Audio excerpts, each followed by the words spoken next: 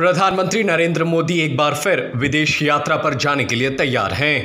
Corona संकट की वजह से पिछले कई महीनों से पीएम मोदी किसी विदेशी यात्रा पर नहीं गए थे, लेकिन अब पीएम मोदी विदेश यात्रा करने वाले हैं और ये यात्रा शुरू होगी बांग्लादेश के दौरे के साथ।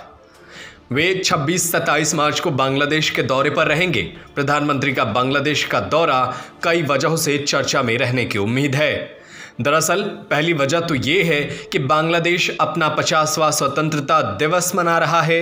दूसरी वजह यह है कि इस दौरान बंगबंधु शेख मुजीबुर रहमान का जन्म शताब्दी वर्ष भी है।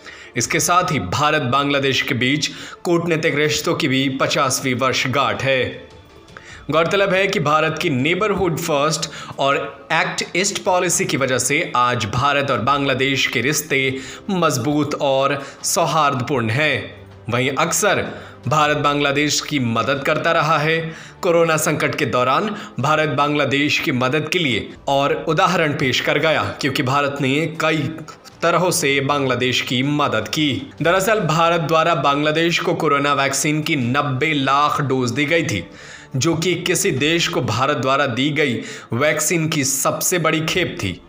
ऐसे में दोनों देशों के बीच रिश्ते और मधुर हो गए हैं।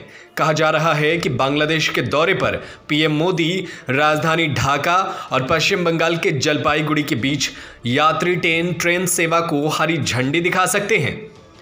गौरतलब है कि साल 2020 में शेख हसीना के साथ वर्चुअल समिट के दौरान ही पीएम मोदी ने बांग्लादेश यात्रा का ऐलान किया था। इस दौरे को लेकर जनवरी 2020 में 21 में बांग्लादेश के विदेश सचिव मसूद बिन मोमेन भारत आए थे। वहीं अब भारत के विदेश मंत्री एस जयशंकर भी बीते दिन बांग्लादेश के दौरे पर गए थे और दोनों देश अब एक नए रिश्ते को नए आयाम तक पहुंचाने के लिए पुरजोर कोशिश कर रहे हैं। ब्यूरो रिपोर्ट, खबरें अभी तक। Subscribe to our YouTube channel and press the bell icon to get the latest updates.